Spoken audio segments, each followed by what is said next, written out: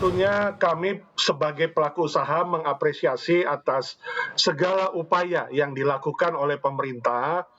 Satu sisi penanggulangan COVID, memutus penularan COVID, dan satu sisi tetap menggerakkan ekonomi. Tetapi kami memberi catatan. Nah, kalau memberi catatan ini kan tiada lain dan tiada bukannya untuk kemunduran, tapi untuk kebaikan dan kemajuan bersama. Memberi catatan yang pertama adalah PPN sewa ini diberlakukan khususnya pada retail atau toko swalayan, pasar swalayan yang berada di mall atau yang berada di pusat belanja. Kita tahu mall di seluruh Indonesia ada 329 mall, di Jakarta ada sekitar 78 mall, kemudian tersebar dengan kota-kota provinsi lainnya. Nah, di sana memang terdapat berbagai format retail modern atau pasar swalayan. Ada di sana supermarket, ada di sana hypermarket, department store, wholesaler. Nah, kemudian minimarket yang di luar mall. Nah, pada saat kita menerima blade PPN sewa yang dibebaskan ini, tentunya hanya berlaku untuk yang di dalam mall, khususnya yang supermarket dan hypermarket, serta wholesaler yang memang menyewa di mall, ya. Department store juga termasuk, tetapi sekarang masalahnya juga yang di dalam mall ini ketika mallnya tutup, pasti tidak ada PPN sewanya. Karena apa? Karena ketika mall tutup, tidak ada operasional, department store yang non-pangan itu juga diminta tutup, maka department store tidak ada PPN sewa. Tapi PPN sewa itu hanya ada di supermarket dan hypermarket, serta wholesaler sebagai sektor yang harus tetap buka sebagai sektor kebutuhan pokok dan sehari-hari.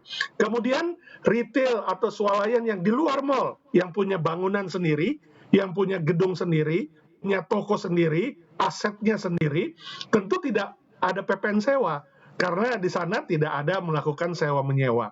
Nah, ini catatan kami yang pertama, yaitu kondisinya tentunya kami berharap lebih optimal lagi yang dapat masuk ke dalam seluruh substansi pasar swalayan, di mana pasar swalayan itu bukan hanya supermarket dan hypermarket, tapi ada minimarket, kemudian ada department store, ada wholesaler yang saat ini tentunya mallnya tutup, sebagian juga tutup. Nah, yang kedua kami memberi catatan, sebenarnya kami berharap ya dalam berbagai forum group discussion maupun juga dalam komunikasi yang kami sudah bangun dengan kementerian lembaga, kami sederhana saja untuk bisa bertahan.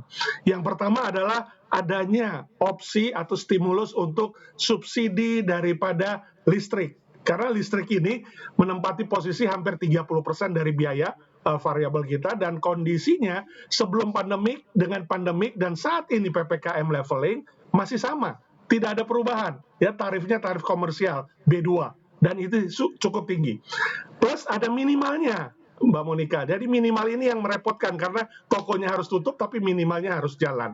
Nah, yang kedua adalah kita berharap adanya stimulus untuk subsidi gaji bagi para pekerja frontliner, bukan pekerja back office daripada retail. Frontliner ini menempati hampir 65%, pegawai toko, kasir, SPG, penjaga gudang, dan lain sebagainya. Kita berharap dapat juga mendapatkan subsidi gaji, sama seperti 1 juta pekerja buruh yang mendapatkan subsidi gaji sesuai dengan sektor yang ditentukan. Kami berharap kami juga bisa masuk sebagai sektor yang dibantu untuk BPJS Ketenagakerjaannya diberikan subsidi 50% gaji yang terdaftar di BPJS Ketenagakerjaan atas pekerja kami, 50%-nya dari kami. Hanya itu sebenarnya yang kita mau harapkan stimulusnya.